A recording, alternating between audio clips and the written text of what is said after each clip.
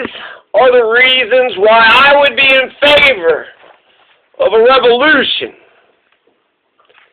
Get some reparations, get us a Green New Deal, abolish ICE, get some housing, prison reform, land reform, stop human trafficking, stop rape, stop violence, stop abuse, stop the murder, stop police brutality. Let's get some UBI, let's get some land reform, abolish ICE. Let's go ahead and repeal the Patriot Act. Let's end the war on drugs. Let's start a war on poverty. Let's forgive student debt, get free education. Housing for the homeless, end poverty. And let's pass the Employee Free Choice Act. That's the best goddamn thing for the unions. Pass the Employee Free Choice Act. Let's let every workplace in America vote yes or no if they're in favor of a union. Did you even know that you could be part of a union? You can just organize it. There's laws that you can organize it yourself. But here's an election. Did you want it? Did you even know you could have it? Here's an election. Yes or no? If they all vote it down, no union. It's a good boss. That boss is not an asshole. They unionize, then they're unionized. My God, that would probably take 9% unionization numbers in America up to 90%. Emma Vigeland, what are you saying? What are you saying to me? Speak louder. I barely hear you. And Trump's homecoming now that he's making Florida his permanent residence. I wanted to ask the... I'm here to summarize... Donald Trump moves out of New York. Emma Vigeland's real sad.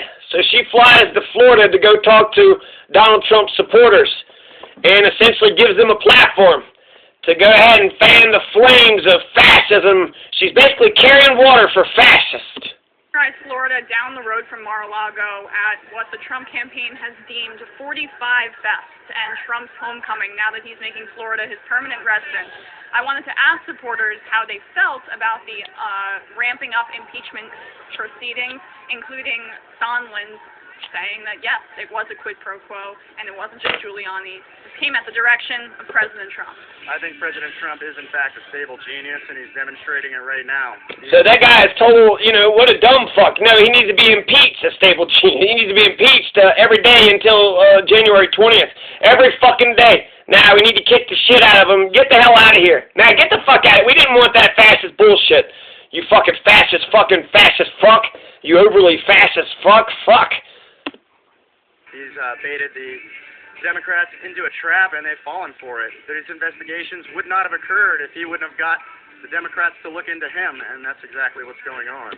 So who is Emma Vigeland? Emma Vigeland, let's see, this is Medium.com. The Young Turks establishment infiltration may not be exclusive to the members of the board and the senior level staff. However, it also may be affecting on the on-air talent. Right, Emma Vigeland used to be TYT. Okay, because I was like, there's a connection, right? That brings us to Emma Vigeland.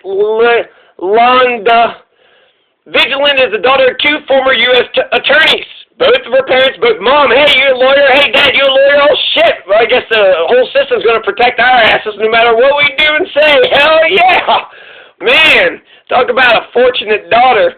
So Emma Vigeland is a fortunate daughter of two former U.S. attorneys who is also both head of the Major Crimes Division in a very major district. After prosecuting Wall Street for years, both parents found their way into defending Fortune 500 corporations against white-collar crimes for very large and successful private firms. So they're going against the white-collar criminals, but they're defending major corporations. So, okay. No wonder Emma Vigeland's against Medicare for all. She's been, oh my God, she don't give a fuck if you're violence, if you, the 68th, that she don't give a shit. Who would vote against health care during a pandemic? Emma Vigeland. Emma Vigeland is, here she's like, listen intently. Looks like she's staring at his mouth, just staring intently at his mouth. This is Emma Vigeland being sweet on MAGA supporters. People want to say Jimmy Dore fanned the flames. Let's see Emma Vigeland actually talking to MAGA supporters. This is the resistance that she gives to, she's sweet on them. She gave them a platform. If anything, she validated and legitimized them. This is Rebel Network, right? This is, my God, she's wearing a nice professional uniform, right? Rebel HQ. This is professional.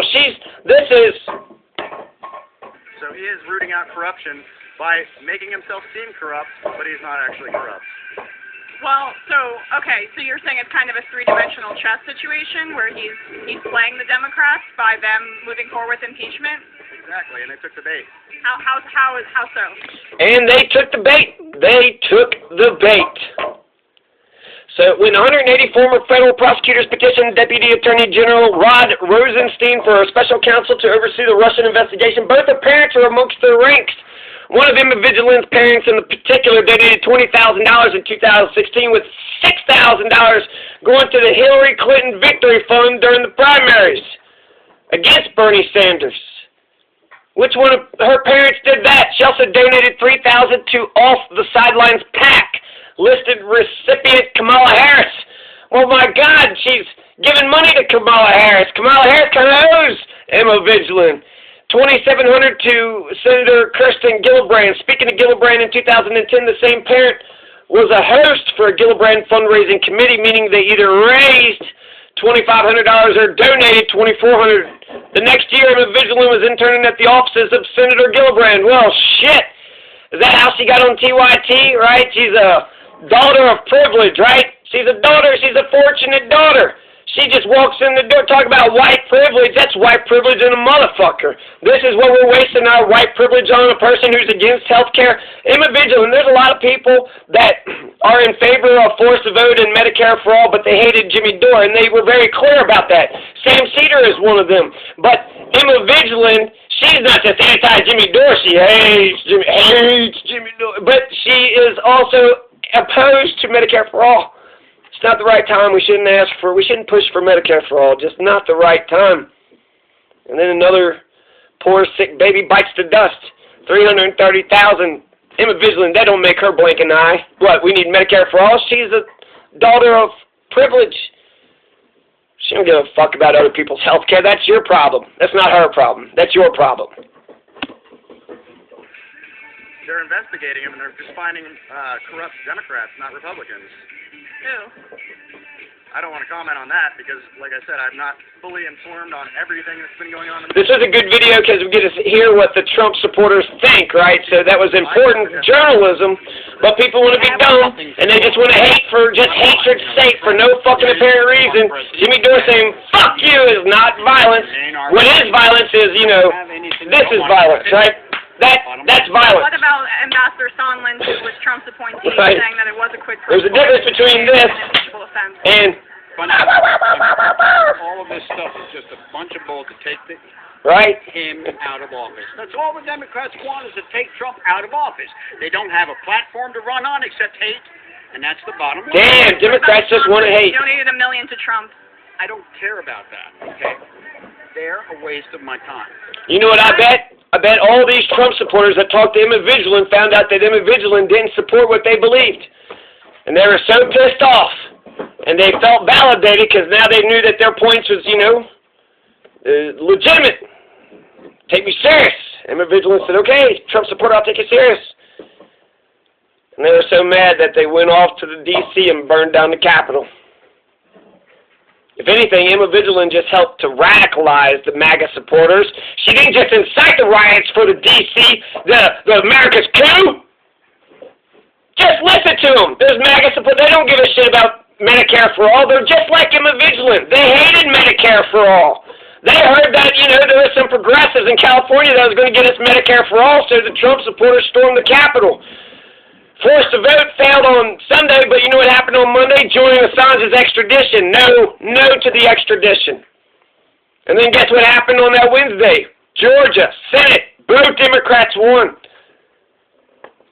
So, I feel like, yeah, they fucked up and they got the narrative because they got the visual, you know, shit, that is a very humiliating image for the Capitol. But really, who's the victim? Who's the victim?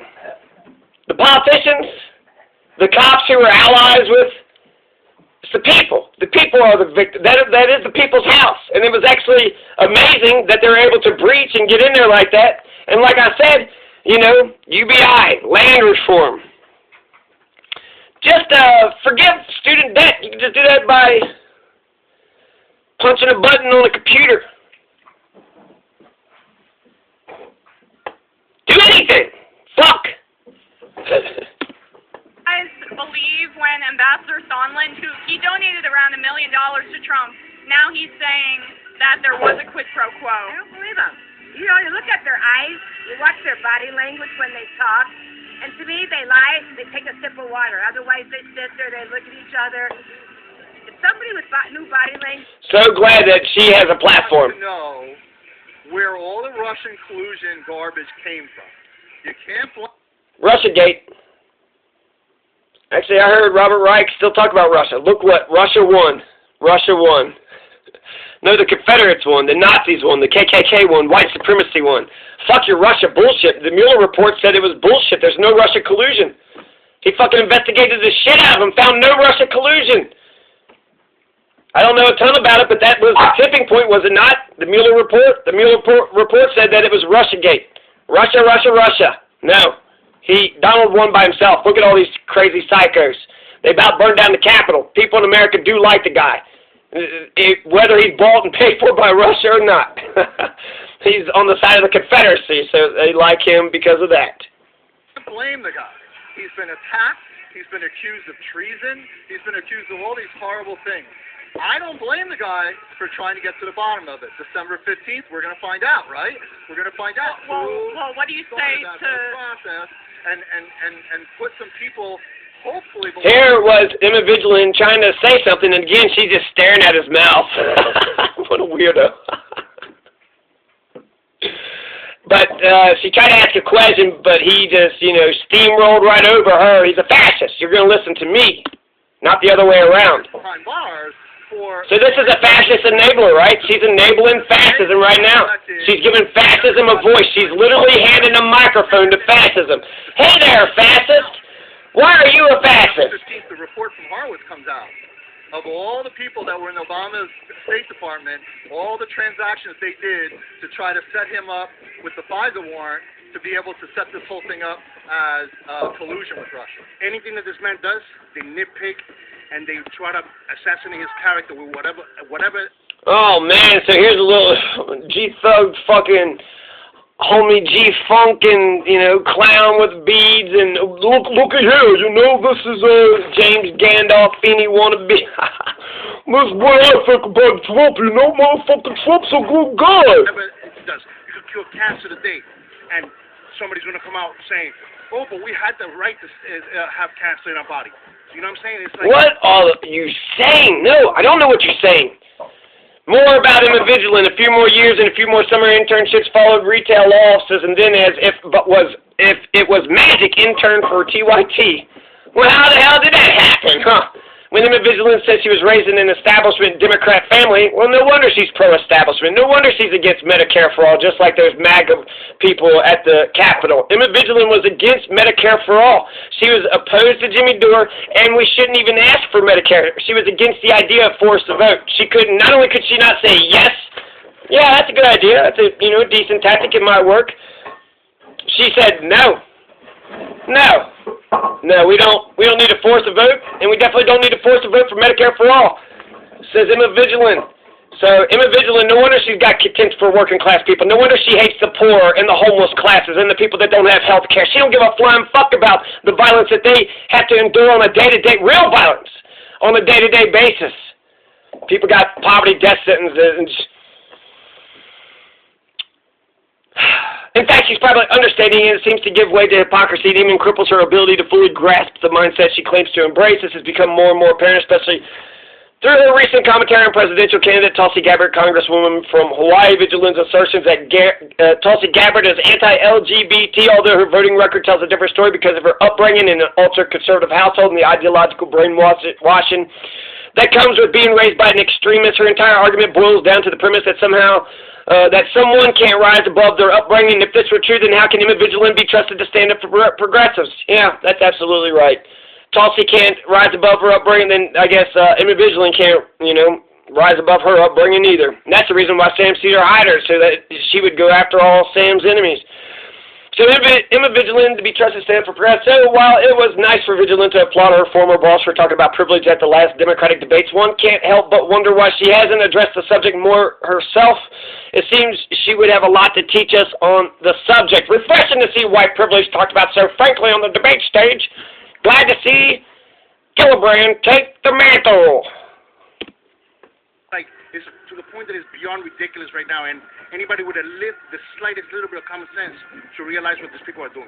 So why did Sondland testify that there was a quid pro quo when he was a Trump supporter, appointed by Trump, donated $1 million? Trump supporter, but I see a lot of turncoats throughout my life. You know what I'm saying? People that claim that they're loyal and that really they're not. So nothing surprises me no more. Scott Sondland?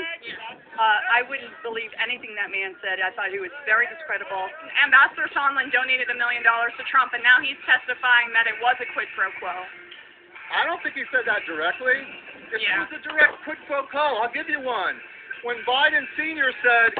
He went ahead and he's deflecting. He's like, well, Biden did a quid pro quo. So this is the one where she's like, yeah, no, he definitely did. So she did take a little stand there, right? But that might be violence. I don't know. She was very contrarian. A little rude. Almost like, fuck your ignorance. That's what it seemed like to me she was saying. No, you're ignorant. Fuck your ignorance. I'm going to tell you the truth. You're just wrong. You're just wrong. You're just wrong, okay? You're not getting the money until you get rid of the prosecutor that's prosecuting my son's company. Well, independent of Biden, though, Biden may have well done something very wrong, but what Trump did is illegal according to what Sondland testified. That's crazy. The Democrats have been trying to dig anything up they possibly can the whole time. So, December 15th, baby. There it was, December 15th, baby. I bet that guy was there at the D.C. Capitol protest because he's like, how dare this woman tell me I'm wrong, right? Fascists are notoriously sexist.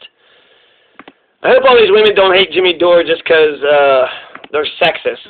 Right.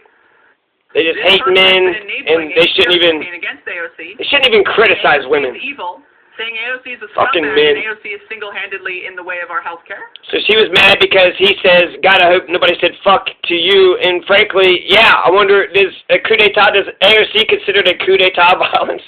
Does AOC consider overthrowing the government and, breaking the windows and breaking into the Capitol and scaring the shit out of all the congressmen and getting the podium and saying, hey, and then getting in Pelosi's chair?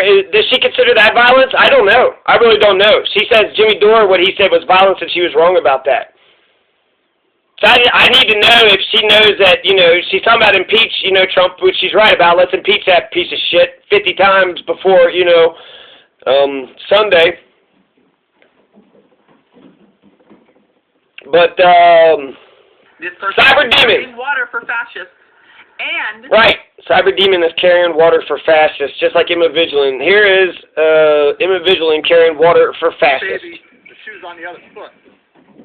At the very end, he said it was Joe Biden who did the quid pro quo.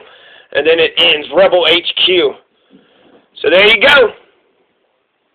There you go.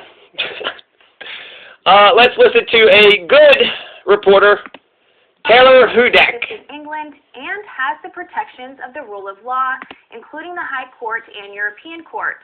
Additionally, if on bail, Assange would be reunited with his family, and that would anchor him to UK soil. The defense also stated that Assange was willing to wear a GPS tracking device as part of the terms of his house arrest. So yeah, sounds like a terrorist that we really need to. Okay, so Fiorella Isabel, the last few days were transformational. Revelations and realizations change discourse. It's often necessary to have things fall to get clarity, thanks to those fighting the good but unpopular and rarely understood till way too late fight for humanity. It's worth it. Hashtag force the vote. Fiorella Isabel was actually there in D.C. She was on the ground. Thanks to all you shit libs, hashtag fraud the squad, progressives, and the boutique left for bringing in the prequel to V for Vendetta. The marriage between the security state and big tech is complete. The fascism you said you wanted to fight is winning. In other words, we are fucked. Fiorella Isabel, he's talking about the respectful Republicans who turned on Trump, this is 17 minutes ago, and their base, like Pence mentions Romney, to come together and build a strong Republican Party. They want this to keep the two-party illusion going, and both illusions will crush an uprising, and using D.C. as an example. Fiorella Isabel, 22 minutes ago. There's no two-party system. This makes Joe Biden's job even easier because it allows him to crush dissent from the left and right paradigm working together for the oligarchy. Those of you happy with the Parler and Twitter takedowns are also making it easier to do this. Fiorella Isabel, 34 minutes ago. Oh, that's the framing. We care about protecting free speech because it's going to fuck activists, leftists, workers, journalists, people who really want to take power back from the corporations. Your ignorance is astounding. Though you'll call us names, we will fight for all of you. In every fucking history book and novel is argument about the incoming fascist takeover. Free speech is what is used. Learn goddamn history. Dissenting opinions from conservatives are not always fascism. And if we want to fight true fascism, we don't do it by embracing its cryptic form. Me seeing the anti-fascist ACAB left retweeting the FBI and demanding more law and order with censorship as a cherry on top. We live in a fucking cartoon. Clown emoji. Tell her who that. What's up? And historically, with the cases of Lori Love and Gary McKinnon, two UK citizens who faced extradition to the U.S., they were each granted bail and able to properly prepare their case. This makes the judge's bail decision unusual and particularly cruel. This controversial ruling did not come without scrutiny from NGO observers and public figures. This was a very disappointing decision by the judge. She couldn't seem to get her head round the consequences of her own decision to quash the extradition proceedings on Monday. Once that's happened, the UK becomes the safest place in the world for Julian Assange. If we were to go to any other country, the United States could begin new extradition proceedings.